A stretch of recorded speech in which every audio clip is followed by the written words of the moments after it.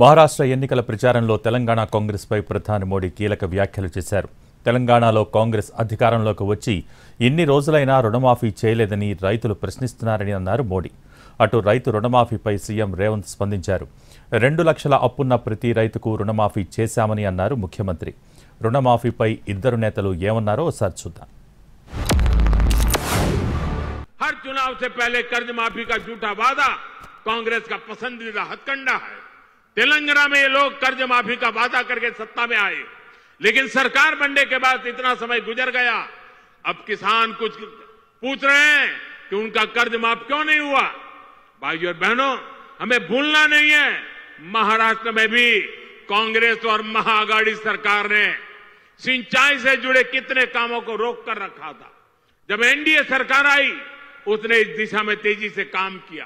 పేదోడు బాధ తెలియకుండానే నేను ఇంత దూరం వచ్చినా, కానీ ఆ బాధ ఉన్న పేదోళ్ళని ఎట్లా ఆదుకుందామో చెప్పండి అంటున్నా. బాధ తెలియకుండా మేము ఇక్కడికి రాలే.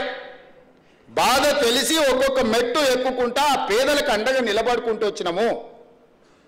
పేదోళ్ళ కోసం కొట్లాడిన కమ్యూనిస్టులు వెంకటరెడ్డి గారు ఇక్కడ ఉన్నారు, కోదండరామ్ గారు ఇక్కడ ఉన్నారు, తెలంగాణ కోసం కొట్లాడినారు. వీళ్ళందరినీ కూర్చోబెట్టి మాట్లాడదాం రండి. ఏ ప్రణాళికతో ముందుకు పోదామో, బాగు చేద్దామో, మన నగరాన్ని బాగు చేసుకుందామో మీరు చెప్పండి.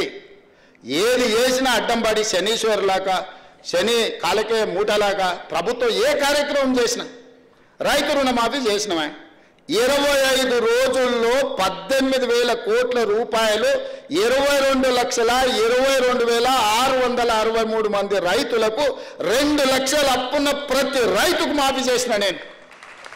దాని సంపూర్ణంగా బట్టి విక్రమార్క గారు సహకరించిన అన్ని దిక్కులో ఉన్న రూపాయి బిగబట్టి 18,000 కోట్ల రూపాయలు వాళ్ళ ఖాతాలు వేసినాం. 2 లక్షల పైన ఉన్న వాళ్ళకి ఆ పైన మీరు కడితే మిగతా ఇస్తామని చెప్పినాం. రైతు రుణమాఫీ జరగలేదని ఇలా దిక్కుమాల నోటి దీక్ష పెట్టినాం.